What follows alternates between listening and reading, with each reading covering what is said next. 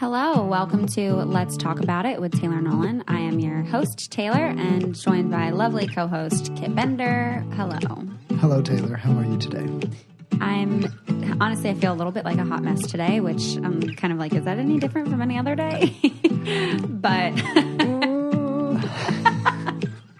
yes, it thanks is for the support. It is different from some days. Some days you have it more together than other days. But it's only like it's barely noon. Yeah. So sometimes a together day shouldn't be judged by what happens before noon. Yeah. I'm very much like a night owl person. Yeah. Like my brain doesn't actually start functioning until like 3 p.m. And then I'm like, I'm ready to get all kinds of work done. And like my brain just feels like it's on. I actually read something recently that where was it even? I want to say, I don't know, but it was a reputable. Yes. We know how source. to speak words. The brain's still turning on. Yes, it was a very good source, but talking about like the science behind being a night owl and how like when we look back at our ancestors, you know, there were people that were specifically chosen to do like night shifts, you know, like during hunter-gatherer times they would have to like stay awake to like man the fire or like watch out for predators and whatnot. So it was like, you know, that kind of actually has been passed through in some of our like DNA. And so it's like, we can't always expect that everyone's going to work the same exact way and that everyone is going to be built for a 9 to 5. So some people literally like were genetically, if not selected specifically, but just kind of tended towards and then were socially put in places where they could work at night. Interesting. I wonder if when they were working at night and they were often alone because they were away from other people. Yeah. That's why often people that work at night also tend to be like creative and tend to get creative in those kind of solo spaces. Probably. There's probably some awkward genetic link in there somewhere, which is of course a combination of so many things, but that often people that work at night or really come alive at night are also good at being creative and learn how to be alone, especially because most people are asleep. Yeah. And I'd say that's partially me, but I think there's also, I've also heard like, depending on what time of day you're born in, and I was born at like 3 p.m. So it's like, oh, like in the afternoon, it's when I start to wake up. So what if I was born at like 4 a.m? So I'm a night owl, but I'm a night owl that's trying to get all the way to 4 a.m. Yeah. That can get detrimental to a productive schedule sometimes. That's rough. Yeah, it's interesting how our brains start to work and start to turn on, and so mine's just starting to turn on. But I'm excited to talk about this stuff today. So I'm excited to actually get into our topic today, which is on self-confidence. The confidence of one's self. Why are we choosing this particular topic today? Well, we did like a self-compassion episode a while back. Early on, right? Yeah, super early on. It was like the 3rd or 4th episode. And that was one of my favorite episodes that we've done. You know, I definitely have like my favorite episodes that I've done with guests, but like the self-confidence episode as just like a content heavy kind of episode, I really enjoyed, because even after that, it kept coming up literally every day for me. Yeah. I feel like it kept coming up in future episodes too. Like what we pulled up there in conversation kind of acted as a place that we could keep coming back to, which was kind of fun to see. It was like a well that kept on giving for a little while. Yeah. And I think like self-compassion is related to self-confidence. I think they're both kind of related to one another. But I think it's partially important that like we cover this topic together, because I think self-confidence is an important topic for men to discuss as well. You know, I think there's a lot of, you know, you are a white man, and so certainly there are privileges that come along with that and differences in, you know, one's perceived self-confidence. Yeah. But I think there's also layers behind that. And I think it is also super important to allow that space for men to also discuss, the issues that they're having with their self-confidence. So I definitely wanted this episode to be discussed with you as a like male counterpart. And I think it's like something, you know, we struggle with all the time, especially around holidays, especially with social media and like comparing ourselves. And so I actually went and like looked up the actual definition of self-confidence. And the definition is a feeling of trust in one's abilities, qualities, and judgment. Trust is, I mean, of course, when you're defining something in a dictionary, you're thinking a lot about every word. And I think that was a really, really important one to use, a trust in one's self and one's abilities, qualities, and judgments. I like that. That's a good definition. Good job, dictionary people. It's like they know what they're doing with their job. They're figuring it out. It's like they're qualified. You know, I feel like they probably should have some pretty good self-confidence over there at the dictionary business. Weird tangent. Yes. But no, I think it speaks in many different like aspects of our lives, you know, like having self-confidence in your work life, having self-confidence in your relationship life, having self-confidence in, you know, your, what's the word I'm looking for? Like in your faith, in your community, in, all the different kind of roles that you play, where, and I want to get a little personal in this episode because I feel like that's where the good stuff is. Okay. Are you ready, Kitt? I think so. Where do you feel is an area that you struggle with self-confidence? Like trusting yourself and your abilities? Or like, is there like a certain time that you notice when like you're doubting your abilities? When I'm doubting my abilities, well, I'll tell you an interesting, this is what kind of answers the question indirectly, but it's where I notice a difference in how I relate to people. And it's in that I have a job where I'm on stage and I'm really confident in my job because I think I'm good at it and I've done it for a while. And I have a lot of fun at it, and people see me, and they see me on stage with this certain confidence, and I project a certain person. Yeah. And what I find is interesting is often people will try to relate to me in that same way and expect me to have that kind of confidence when I go into maybe another kind of social situation, or if I meet someone there and then they see me, or we go on a date or something like that. And I'm just a very different person when I'm like just regular me. Going around having a drink with someone portrays themselves differently. And so a thing that I've had to kind of figure out is like, how can I learn to be confident in that person and in a way that expresses and that I'm able to communicate and relate to someone as who I am, not just stage person, not just their preconceived understanding of me. Because sometimes I've been caught in this place where I try to be that confident guy in that way. And then I kind of lose sense of kind of who I just maybe am on a day-to-day. Like that doesn't feel as authentic. Doesn't feel as authentic. No, it feels authentic on stage because it's kind of theater. It's this way that it's a performance. It's a performance. Yeah.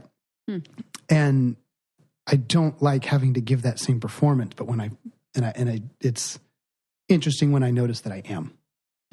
And I'm putting on that self-confidence performance instead of being truly authentic. Or I notice little bits of that come in. Or I notice they're trying to project that onto me and I have to fight it, if that makes sense. So then I guess, what does confidence look like? Because it sounds like what you are picturing as confidence is this persona that you have on stage. Well, I'm saying that what I'm portraying, the kind of confidence that I have on stage is different than the kind of, like it's coming from a different place because it's coming from when I'm on stage, I'm relying strictly on my abilities because I'm as a performer. It doesn't really have anything to do with my character or anything like that. I can be self-confident as a performer, which is very different than me being self-confident as a human. Does that make sense? Yeah. But I guess in the times where you are feeling like you have this self-confidence in your day-to-day life, how does that look different than the confidence that someone would perceive on stage? Because I think like we can all interpret self-confidence in different ways. Like someone might look at me today with my bedhead side pony and super jacked up nails and think that like I don't take care of myself, or think that like I don't have any self-confidence and that I'm, you know, perhaps struggling with like feeling really sad about myself or something like that. When really for me, being able to like go out and about like this to me is like, I do feel good about myself. I trust my abilities and these qualities in me because these aren't where I define myself. Right.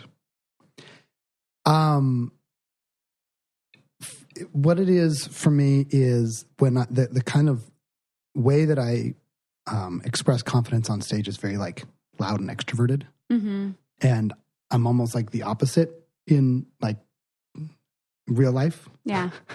in that I enjoy being very reserved and kind of, I'm not generally, other than that I kind of dress in a odd way sometimes. My personality isn't generally trying to grab attention, if that makes sense. Yeah. And so when someone I need to learn to move from that place in regular life better. And then, does that make sense? Kinda. Yeah. Okay. I think so. I think it's interesting for you, you know, like as we're talking about your self-confidence, it's like this, the way that you kind of carry yourself. And I think oftentimes for women, it's a little bit different in that it's like physically based, or that's at least the perception. Oh, okay. So we maybe even just the way that I'm approaching it is a little more from a male mind where I'm. Does that make sense? Do you think there's I think some a little way bit, where... yeah, a little bit. But I think not to say again, like I'm generalizing here, right. But I think definitely for some women that it's not at all based physically. But I think that how we're perceived to have our self-confidence is often based on physical appearance. Right. For women, at least. I mean, especially when it comes to like beauty as a woman, I think there's so many marketing gimmicks that are out there. Like, I just want to deal with like actual science. Like if I want to use a product like to feel a little bit better, you know, with maybe even just a dry shampoo, let's say. I love using Living Proof products because they actually do exactly what they claim to do without using silicones, parabens, phthalates, or animal testing, which like is absolutely terrible. And they actually have award-winning dry shampoo that actually cleans your hair.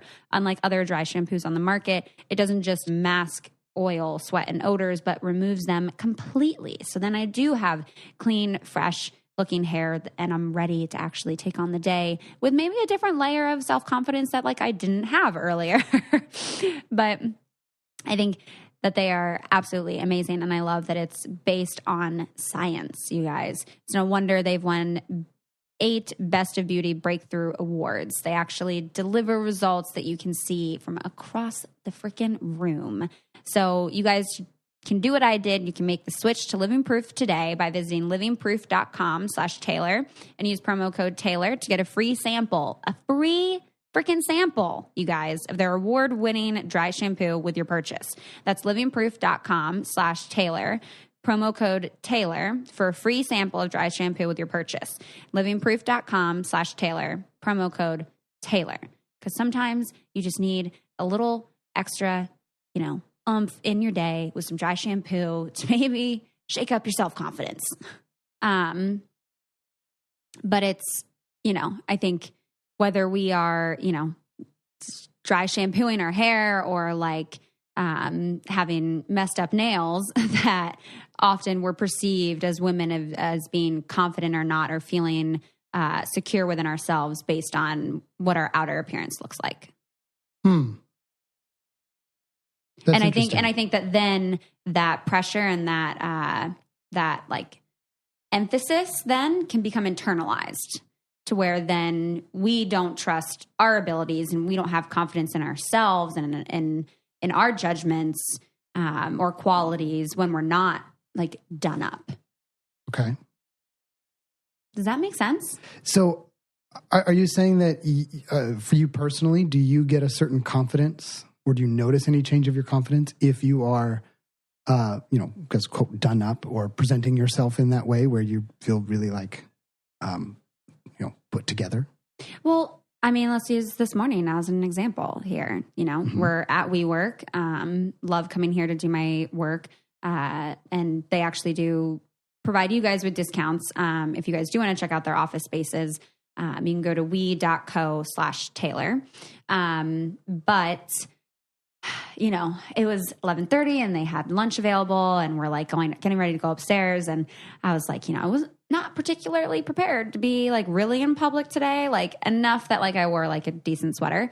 But with the hair and the nails and the no makeup, I was like, oh yeah, like I definitely look like, I totally like run a startup and like I'm a professional business person, like getting my work done. And it was like, I was acknowledging that like other people, when they see me up there and I'm like getting my food together at this, office space, that I could be being judged as like a 12-year-old, B, like not having any self-confidence and feeling like I could possibly be being looked down on at this point by other like professionals, thinking that maybe I don't necessarily have it together and that would imply a lack of self-confidence. But to me, I felt like I kind of had this give no shits attitude of like, yeah, I might look like this and that's okay. Like people can underestimate me because I'm actually a badass and I do trust my abilities and I do have self-confidence and that's why I don't give a shit to look like this right now because I'm here to do work. Okay. Here's how I break this down in my brain. Because I love it because we're coming at this with these really interesting filters because I don't really think about that at all. Like my confidence in my dress is really like, it just comes, and how I'm presenting it just comes from a different place. Like I'm generally not thinking, I wonder what people are thinking about me. I'm more thinking like, I wonder how people are perceiving the words that I'm saying and how my personality is coming across and all these kinds of things. So you have, you can maybe gain a certain confidence from being put out, but then there's also something to be gained from putting yourself out into the world without any of that and being strong enough internally that exactly how you're presenting, while it can boost your self-confidence to kind of fake it till you make it and present well, it's also important to be able to just put yourself out there like that. Yeah. And for me, it wasn't learning that, it was learning to just be confident in who I was internally and my personality and my character, and then learning to move around in public in that way, kind of unashamedly. Now let my brain think the way it thinks and communicate the way it wants to communicate and relate to people the best way it can relate, even without trying to overthink that. Because that's what I'll judge. I'll judge, oh, does someone perceive me in this way or whatever based on what I'm saying. Yeah. It's interesting, the different lenses. Yeah. But that helps me if people are around you and you want to help increase their self-confidence. I think it's important to know, like, what is it that increases their self-confidence? What is it that helps you see and support who they are one layer underneath whatever they may be insecure about? And try to understand and encourage them on that level, if that makes sense. Yeah. And I think there's a few things that like can kind of beat down a little bit on our self-confidence and that can, give us kind of give us a kick, let's say.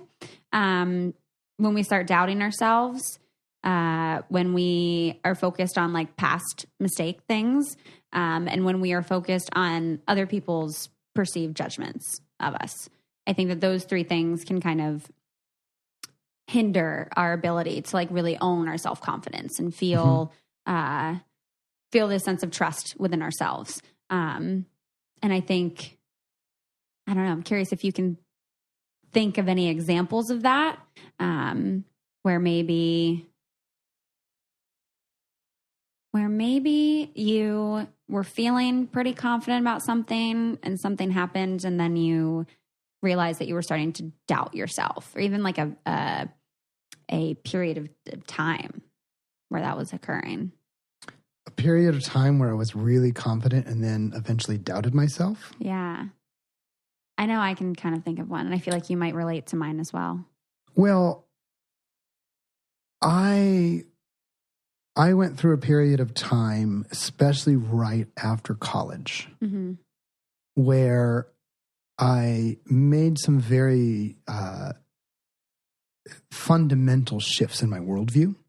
And I grew up really, really confident that I knew certain things about the way the world worked. Yeah, you went through like a whole change in like religious beliefs and like your values and all of that. Well, all the lenses that I was using to look at my values and to look at my religious beliefs and to look at how that all interplayed in my life were beginning to change. And I went from being really, really confident, like I'd have arguments with anyone. I was so absolutely certain about some things.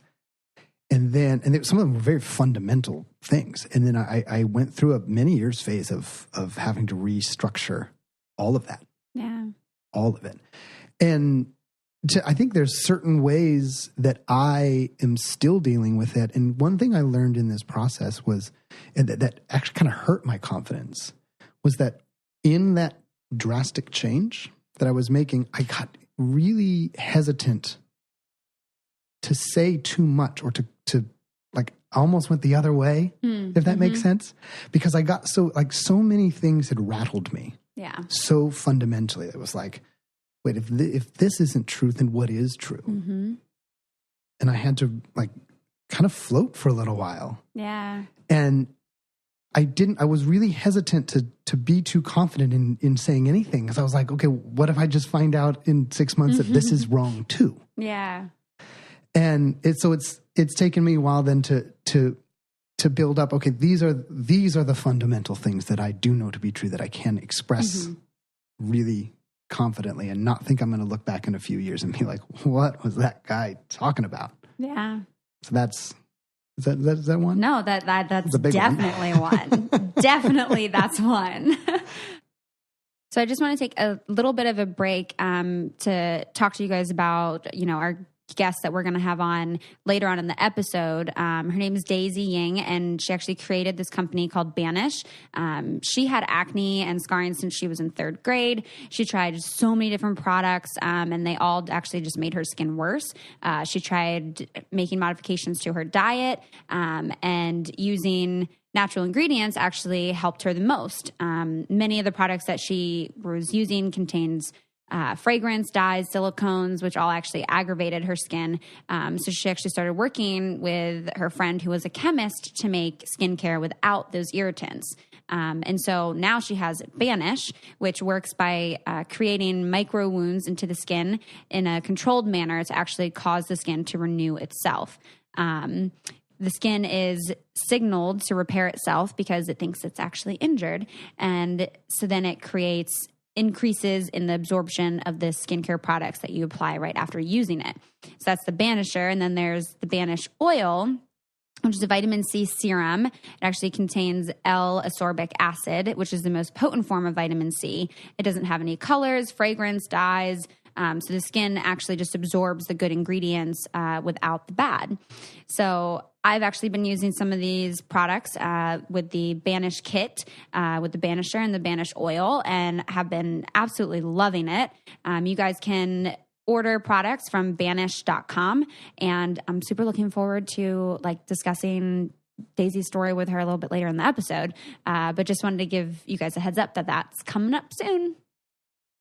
I think one of the strong markers of having self-confidence is still doing things and believing in things that you think are right, even if other people challenge you on it, or if they mock you for it, or if they criticize you for it. But staying true to you regardless. And I think to your point, you really had to believe in yourself and believe in the knowledge that you had. And that's even when I think back to being on the show, the first time around, everyone like made these comments about me as a therapist when I was not a therapist on the show. I was very, very subjective. So it's like who I am as a counselor and my self-confidence in being a therapist was really like shooken up because I let all of those voices in, and it became very difficult for me to still trust in my abilities, because it was like, even though there's very little to no validity in these things people are saying, just the sheer volume of it was overwhelming and totally knocked my self-confidence. And even today where it's like, I'll still kind of question a little bit of like, do I go back to it? Like, how are my actual abilities and qualities as a therapist now? Like it's very different than it was pre-show, that's for sure. But I think it can be really beneficial to go back and look back on those times when your self-confidence was really shaken up, and kind of give yourself a little bit of like a pep talk as to how you could have handled that to stay true to yourself and to your story. And again, like the whole like beating ourselves up thing, like I feel like we are always our harshest critics. And it's like, sometimes we just need to be like, stop. Yeah. Just stop. Like again, this is where like self-compassion comes in. Because you're never going to have it completely figured out. You're never going to be perfect. You're never fully understood. Yeah. Both externally or internally. It's always a process. But that's part of the beauty of it I love Alan Watts. I don't know if you know much about Alan Watts, but what he talks about thinking of yourself more like a cloud or more like a wave. Because there's no like wrong way to be a cloud or be a wave. Yeah, or a tree, or really anything. But clouds and waves are I think particularly used because of their ambiance. A tree is much more concrete, but a cloud can be so many different things. You never look at a cloud and be like, oh, that's a wrong. He's expressing. But so there's so many paths of just being like, I'm just a cloud is going to cloud. And then you just got to take that cloud for what it is, when it is. And a wave's going to wave. Sometimes you wave back. Dumb joke. And then like you are going to be you. And so you just got to feel like, what is this me that's you? And then just know that you were being you for all those things, and just accept that. And you're going to be you tomorrow and the next. So I really like the cloud and the water. Like we always talk about like be like water and flow. Yeah, we've gotten a lot from that, but just even to sing just about the wave and just about a cloud, Yeah, because it really is like you're going to allow yourself to be all the different things you can be, and you're going to like embrace that and give yourself space to explore it, One thing that I also really think about when I think about self-confidence was this video I watched like right before the show. And it was by Mind Valley, and it was called like A Fest, I think. And this guy I was talking to sent it to me, and it was this clip on how to be unfuckwithable. And I think I've talked about it. Maybe it was in the self-compassion episode, but I've talked about it before on the pod. And I found another definition of self-confidence that made me really think about that video. And it says, I really believe in who I am and don't need the validation of other people. And with this unfuckwithable talk, it was basically like, the negative voices aren't going to come in and the positive voices aren't going to come in, because I'm like so secure in who I am, and I have that self-confidence, and I trust in my abilities, my qualities, my own judgment, that I don't need any of this external validation or or even negative space. And that was, I remember watching that and just being like, damn, like that's like true confidence. That's like true security. Like certainly being open to like constructive feedback is one thing, but to just really stay true to like your values and like who you are and really owning that. And I was just like, damn, But I need to go back and watch that. I think an important part of that, and I don't know that I've seen that particular clip, but an important part of that is to know that just being really confident doesn't mean that you just think you're always right. And always perfect. Yep. Like I think some people, even like high up in political offices, can be very confident that they're all but that doesn't mean they're right based in any actual fact. And I think maybe part of being unfuckwithable is knowing that sometimes you're going to be wrong. Sometimes you're going to get it wrong. Sometimes it's not but it's not shaking like the core of who you are. Because you're always showing up and giving the best that you can, or what, you know. Yeah. And again, that's where like I think it's really important to remember this definition of self-confidence, that it's trusting in your abilities, qualities, or judgments. And that's where like you may factually be wrong about something. Sure, that's one thing.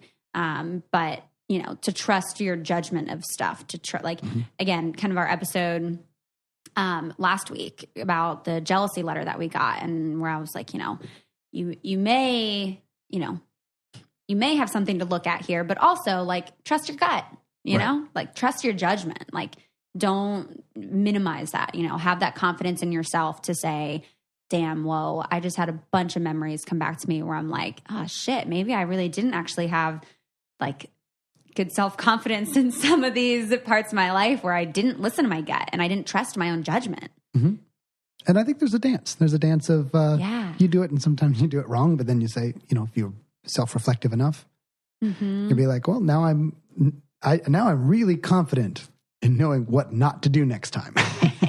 Yeah, true. I've gained a lot of self-confidence from doing something so completely wrong that I just know how to not do that as wrongly again, or know how to prepare better next time, or whatever. That can be the greatest teacher.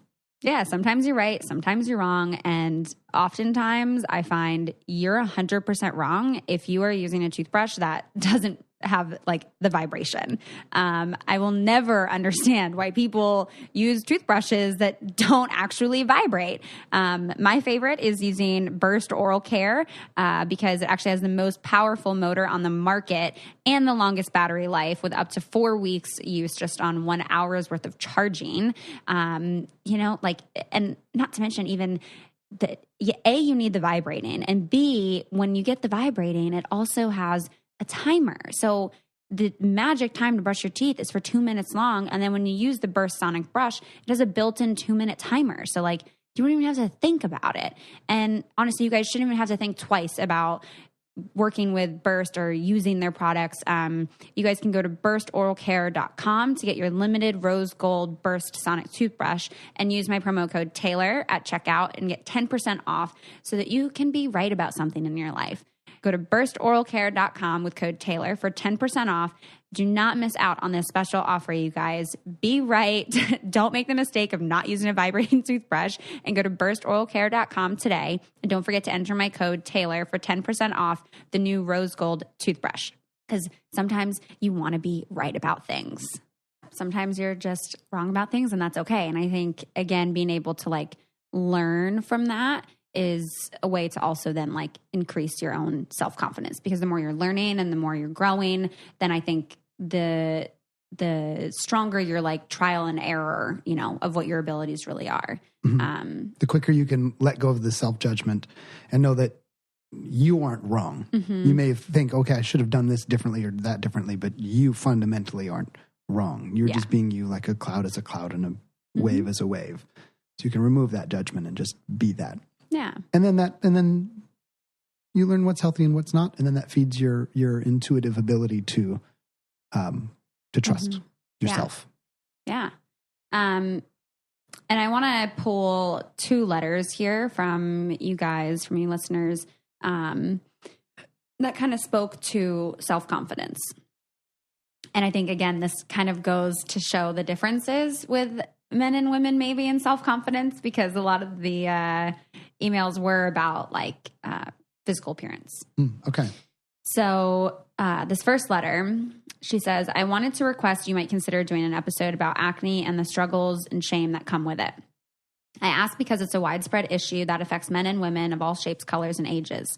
I personally have battled with acne on and off for over 11 years, and it has put a damper on multiple areas of my life, including my self-image, confidence, and my bank account. Treatment can be super expensive, and when you're desperate, you'll try and be everything you can. As I grow older, it's been easier to accept my acne and focus on loving different parts of myself that I find pretty. You've helped remind me that a person is made up of multiple identities. However, this identity is constantly front and center to the world. You can't hide your face, and it's really hard to find a pimple beautiful. It can be a lonely battle, yet so many are fighting it. And maybe that's because everyone is avoiding talking about acne.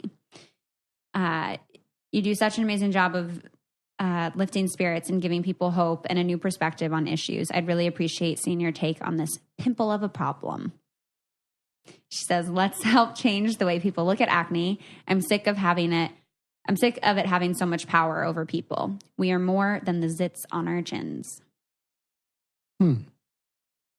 I had a pretty bad acne problem growing up. Did you? Yeah, in high school. I was into college. Oh wow. It was and I even trying to find various creams and just my parents were trying to, because it was bad and they were afraid it was going to scar.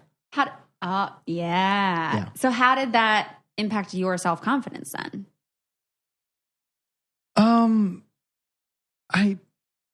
I think I was just in a phase of life where I didn't really know much of what was going on anyway. I was transitioning from being homeschooled to public school during that time, and then from public school to moving to a different state to go to college. So I feel like through that time, what I had to hold on to was my sense of myself that was grounded in my community and in my faith. And honestly, I think that's what kind of got me through all of that. And then that's why it was such a hard thing to let go of, because actually growing up in that context gave me a sense of confidence that kind of transcended some things. But then that was the thing that I eventually had to give up as well in order to have true confidence in myself. Well, I'm really excited because this episode's a little bit different. And I actually spoke with a woman who struggled with cystic acne, really bad acne, and did a little call with her earlier. Sorry, Kitt. And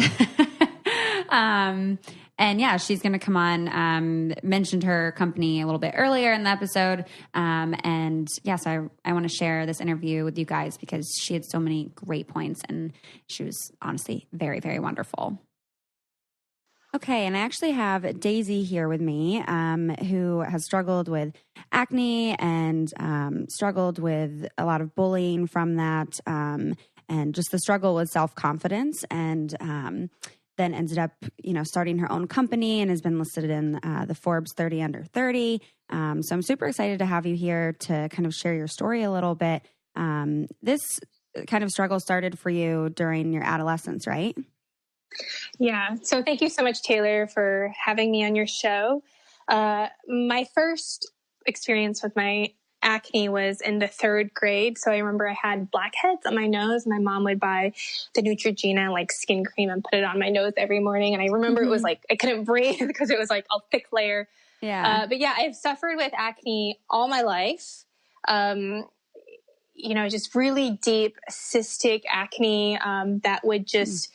I remember in the mornings, when I was in high school, I would wash my face and then my face would start bleeding. It was big volcano eruptions on my skin. And I grew up in Minnesota. So I was the only Asian American in my school. Everybody around me was, blonde hair, blue eyes. So I immediately felt different. But then in the third grade, when I started developing these skin issues, the way I viewed myself, right, and the way I viewed how people viewed me completely changed, because all around me it was people blonde hair, blue eyed with flawless skin. And here's me, Asian American girl with really bad skin, and people coming to me and saying, hey, why don't you just wash your face? Or, hey, have you tried this? Or, hey, have you tried that? When me and my family, we were on a crusade to try to get rid of the skin condition. And I think more so than the actual way you look is the way you feel. And I love, Taylor, how you talk about mental health and psychology, because I just was so mean and cruel to myself. Like I told myself I was ugly. I told myself like I didn't want to raise my hand at school. I didn't want to participate in anything because I was just like, I do not belong and I do not fit in.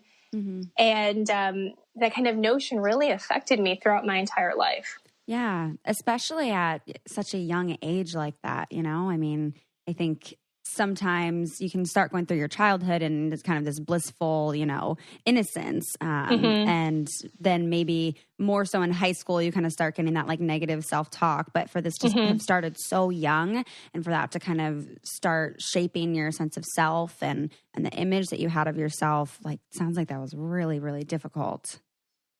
Yeah. And it's just so crazy how it stays with you for a really long time. Like I've been working on it so long, and I feel like running Banish and telling my story and inspiring others has been so therapeutic for me. But, you know, there are days where I'm just like, I'm back to that little girl, you know, hiding in the bathroom, waiting for everyone to like finish their lunch. Like I still go back to that. So it doesn't happen overnight, and it's something you have to consistently work on. Yeah.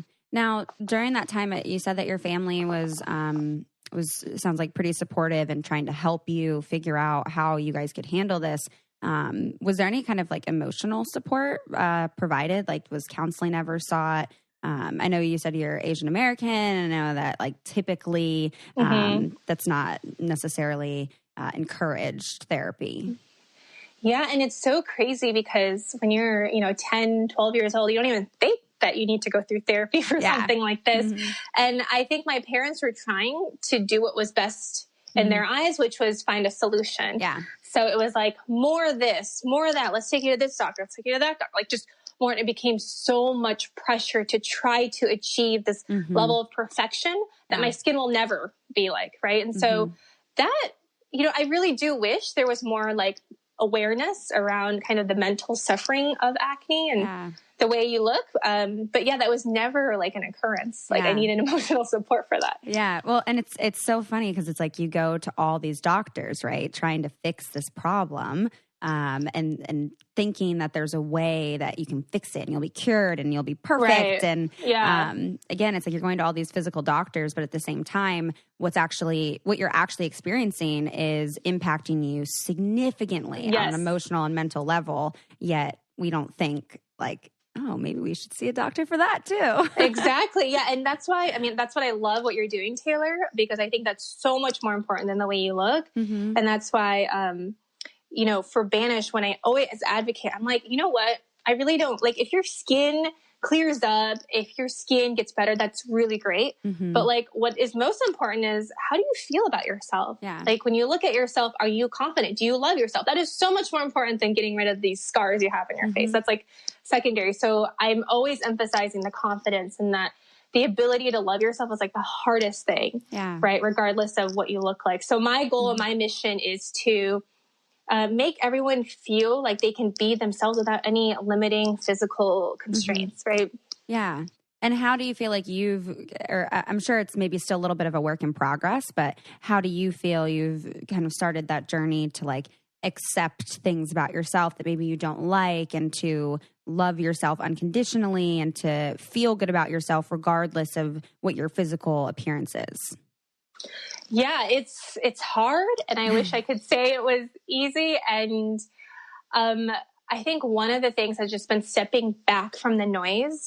So I have a YouTube channel, been doing it since 2009. And then there's this period when the company was growing, I kind of stepped away. And I think one of the reasons why I stepped away was because I felt this pressure to need to fit into a certain image or a person. And maybe for business wise, it would have been better if I just became that person. But I knew for me and for my audience and my authenticity, like that's not who I am. Yeah. So just if you need a break, just take a break. Don't feel pressured to be or look or do a certain thing. I used to have even my public Instagram account. I used to have it public, and I noticed I would get so many likes and engagements on the pics where I was super hot, Yeah. And I had low cut shirts and all that. And I was like, even though I have so many likes, I don't like this about myself. So I actually had to like distance myself away from it and make it private.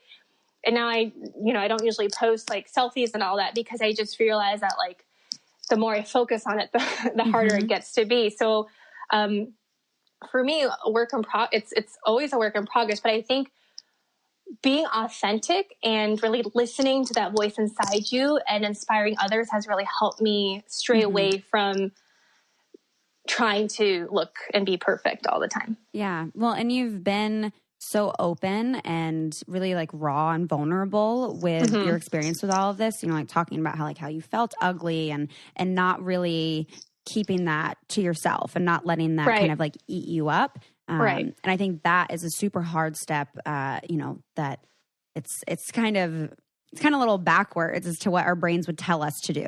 Like when we feel shame, our shame is telling us like to stay quiet about it. So to be so vocal and to share that, to be healing for other people and also to be healing for yourself, it takes so much courage to do.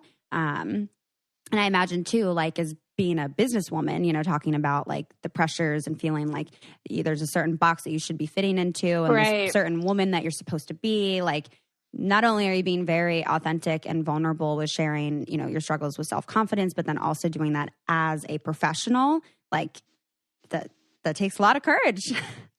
Yeah. And I still struggle with it. I don't want to say that I'm perfect and I'm there.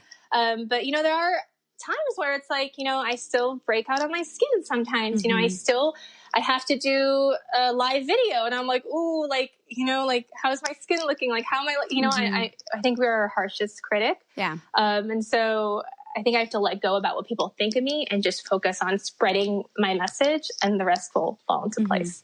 Yeah. There's kind of this separation that has to happen of like, I am not like who I look like. Like, yes, you have this outer appearance, but it doesn't define you. It doesn't determine your worth or your value. And I think that's really hard as women because that is always what we are told and what we are reinforced by society. Even like you were saying with Instagram, the pictures where you're showing the cleavage and your skin looks flawless is always going to be the photo that everyone likes. Right. Yeah. And you're like laying on a beach in some island and Yes. Yeah. And I was, I was watching this TED Talk and it was talking about how women are taught to be perfect from a young age, but boys are taught to be brave.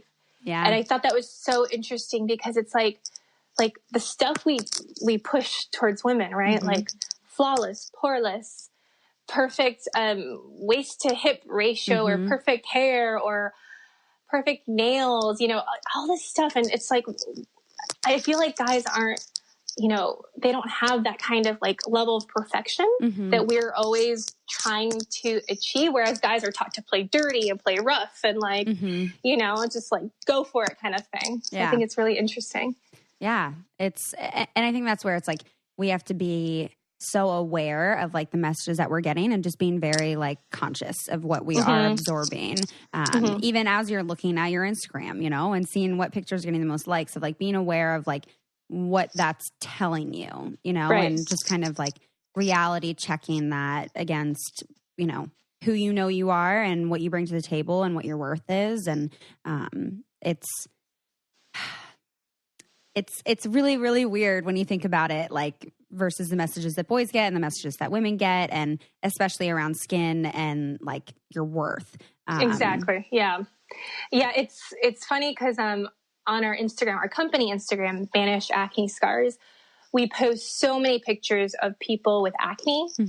And I love doing that. Like none of our pictures have been retouched, Photoshopped, whatever. And I don't like posting stuff where it sends an aspirational image. I'm very much against that. Like we've never done a photo shoot with like models or like hire agencies to do that for us because I don't want to sell you an image.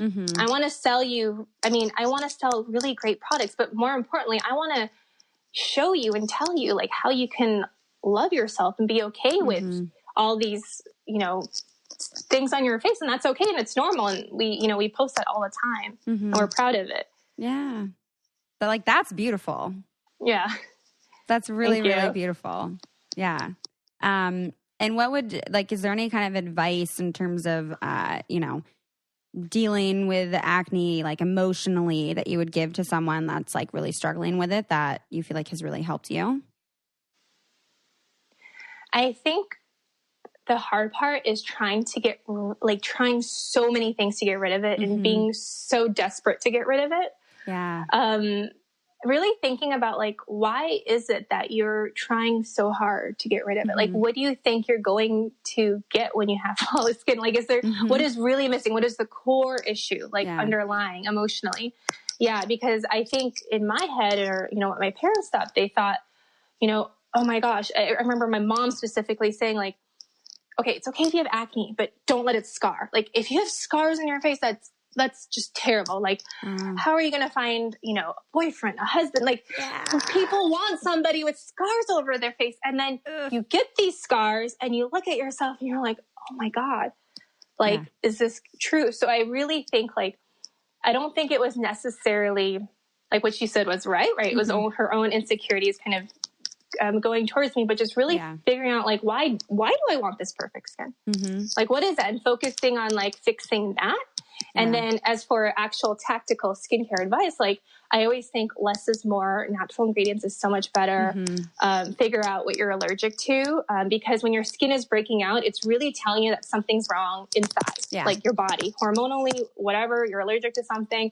Putting more stuff on you to cover it up or to treat it isn't necessarily going to work. Yeah. Yeah. And you said you were talking about cystic acne, which is very different. That's like a much more severe version, right? Yeah. It just scars and it bleeds and it's really deep and it hurts in the skin. Yeah. That's, I can't even imagine like how physically that would feel. And then even emotionally, how I would handle that. That's so intense. I mean, I like very much empathize like with the struggle that would put someone through. And I think that's like key point that you just said is like asking yourself why, because I think that is so common. And there are so many products out there that it's like, you'll go through such this desperate, journey that you said of just trying product after product after product and trying to make it better and trying to fix it. And I think you're right, asking yourself, why? Why is this important to you? Yeah. It'll tell you a lot. And I think whatever we do, like why? Like, why are we doing this? I think so many people, they're chasing and they're, on this treadmill and they're doing all these things. Like, take a step back and like, why? Yeah. Like, what does it mean? Like, do you find meaning in this? Because I think sometimes, you hear about people who are, rich and beautiful and successful and all this stuff. And then they commit suicide or they're repressed or whatever, And I think it's really important to take care of the inside before all the stuff on the outside. Yeah. Oh, I love it. That was a great piece of advice. No, I'm really, really happy that you came on to share kind of your experience with this. And, I think it's really beautiful that it's led you to have your really successful company and, more power to you. Thank you. Thanks, Taylor. Yeah. Thank you so much for coming on and being vulnerable with me. I really appreciate it. Thanks. Thank you. I appreciate sharing. So, thank you again, Daisy, for being on. And she's just so freaking wonderful. And I really hope you guys check out her stuff. The links and stuff will be listed in the episode description. Kitt, I'm curious for you, after kind of hearing some of that, if you can reflect at all on, you shared before the interview a little bit about how you did struggle with some acne, but I don't know, I'm curious, as a man, we kind of spoke a little bit earlier, but just if there's anything physically that you can think of that you've had some kind of a struggle with having self-confidence. So I've always been on the smaller side. My physical stature has never been one that's been too pronounced. Even to the point where in high school, I would not even want to go to a public pool. Oh, okay. It was pretty extreme in that sense, where I would often, people would go out and swim and I would intentionally do something completely different so that I never had to expose my body because I couldn't handle how skinny I thought I looked. Even to the point where people in college like would, as I was walking down the hall, say I looked like I was in a concentration camp. Like it was like that was what I learned to take with what people thought about how skinny I was. And I was admittedly very, very skinny. Mm-hmm. And then my body did, of course, all these things that it does. But then a few years ago, I started practicing yoga. Mm-hmm. Hot yoga. Kitt does yoga all the time, you guys. I feel so guilty that I don't, that I've never gone to a class with you before. And B, that like, I don't do it enough myself. Well, so early on, this is about 4 years ago, I went with a friend who kind of talked me into it. And I just remember I went and I had shorts on, which I never even wore shorts in public. Even in like summer, you don't. Well, yeah, that's actually, my legs are one of my favorite things about my body. They always have been. They've always kind of had the best. I've always thought they looked the best, but for some reason I just don't like wearing shorts. It's this weird, it's the thing I'm most confident about and the thing I exposed the least. But interesting. My first yoga class, my whole first week, the whole first few weeks actually, I would wear a shirt. I would never even take my shirt off because it was like all the things that I was most self-conscious about, which was, being around pretty girls, mm-hmm. And revealing most of my body, mm-hmm. and doing something that I'm really, really, really bad at. Yeah. I'm just inherently inflexible. And what better way to shake up your self-confidence? It was like all the things at once. Yeah. And I started to watch that process of like after a few weeks where I went in without a shirt on. And then eventually just learned that no one gave a damn. Mm-hmm. That was a safe place that I could just go do it. And the only important thing was that I showed up for myself.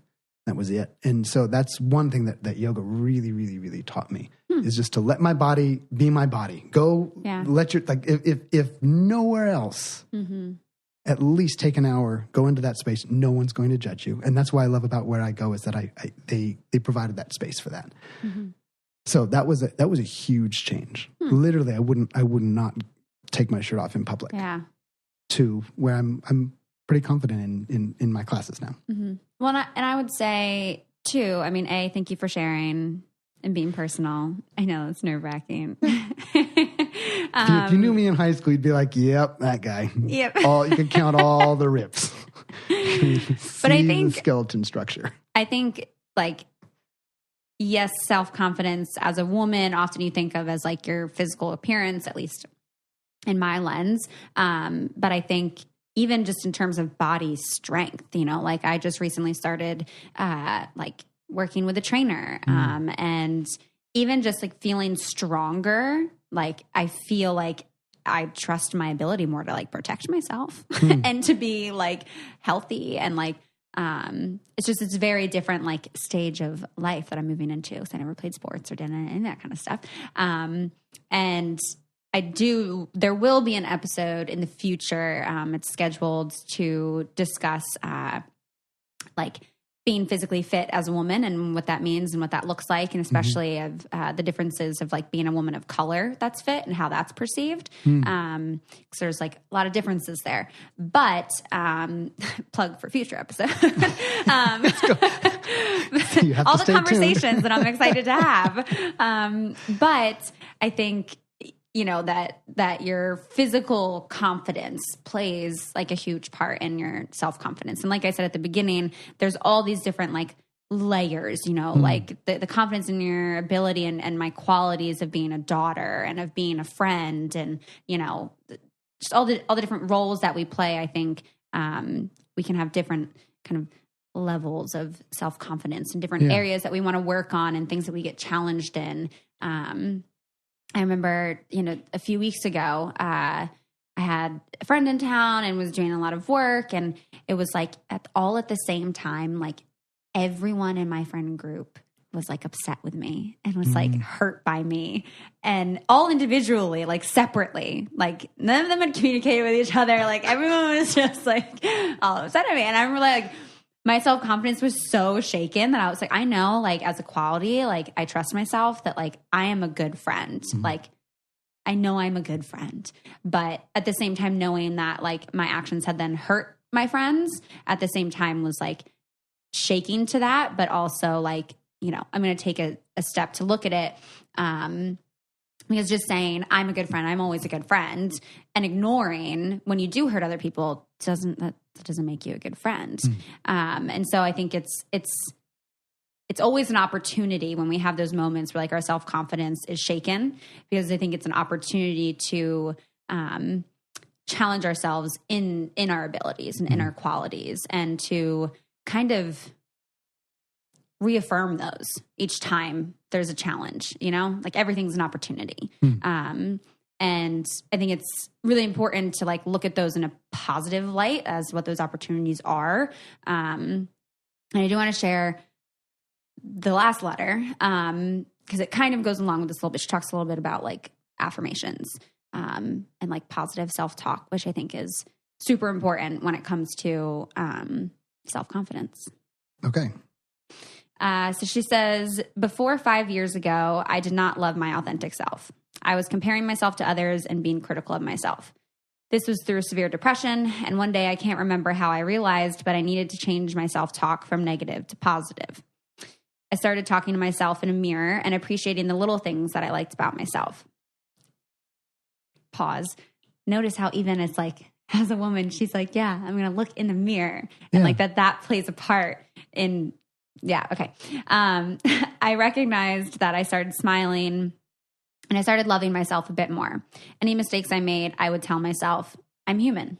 There's no such thing as perfection, and learning from our mistakes makes us more successful. She says, 5 years later, I am so happy, love myself, don't care what people think of me. And actually, my severe depression has made me a much happier person. Just found a way to alchemize it. Mm-hmm. That's a fun word. I don't even think I know what you just said. Alchemy is an ancient practice where people would try to turn metal into gold. And so it became this mystical thing and it's kind of become a broader term of taking a thing that is inherently invaluable, like just a piece of metal, and turning it into something that is incredibly valuable, like gold. The very wise Kitt Bender. I present to you. Read The Alchemist by Paulo Coelho. Fantastic. I had it in high school and I did not read it. There was this thing called Spark Notes. Spark Notes. That gave you the thing? Well, it goes pyramids and all that kind of stuff. Yeah. AP Lang was just all Spark Notes. But I have heard that it's a really good book, and I should go back and actually read it. Relatively short, too. It's a quick read. Yeah. It's like a plane trip. You can get through it. But no, she definitely alchemized it. Mm-hmm. And I think there's a lot of ways that we can alchemize our self-confidence in areas of ourselves that we're maybe doubting or that we're dwelling on, that we can actually learn to like trust ourselves with. And my takeaway, to bring it back to the way I learned to approach my yoga practice, was that I tried to really figure out what it was that I did have control over. Yes. And be confident in that. And I knew the one thing that I had control over was that I had control over my ability to show up. Mm-hmm. And I took away as many obstacles as I could. And I joined a place that was like, I just paid monthly, so it was never felt like a financial burden. Mm-hmm. And I put the app on my phone and I said, my only thing that I can do is just show up every time. And if I control that, everything else kind of plays out. And I approached the whole practice that way. That's so beautiful. I very much appreciate your different perspective on self-confidence in this episode. I think we all kind of can define it in slightly different ways as to what it means for us to be self-confident and to have confidence in ourselves, and what that even looks like from an outer appearance, whether it's physical, whether it's how we carry ourselves. Right. I think especially as women, like you have to create what your own standard of beauty is, because we're given so many messages, and beauty for me today might just be the bedhead side ponytail and the busted nails, but that I'm working really hard and I'm showing up and I'm like focusing on the thing, like my goals and the things I want, and like all the other qualities that are not defined by my appearance. Well, you're killing the game. Yeah. And then this weekend I'll be like, oh my God, I'm going to put makeup on for like the first time. And while. But yeah, just letting yourself be that wave. That's like, I think the perfect little image to like walk away from this episode with is like the wave, the cloud, the metal turning into gold. Alchemy. Thank you guys so much for tuning in to another wonderful episode. Thank you, Kitt, for co-hosting, holding it down with me. You guys should definitely check out the episode description notes for some of those resources and links of things that we talked about today. And really, really appreciate all of your support as we go into like the second year of doing this. And feel free to keep sending us emails at ask.letstalkaboutit@gmail.com. And iTunes reviews, please head on over there, leave a rating, leave a review, tell us what you're liking about the show. Super, super appreciate all of your support, and thank you again for listening today, and I hope you guys have a wonderful, wonderful week, and we'll talk to you next time.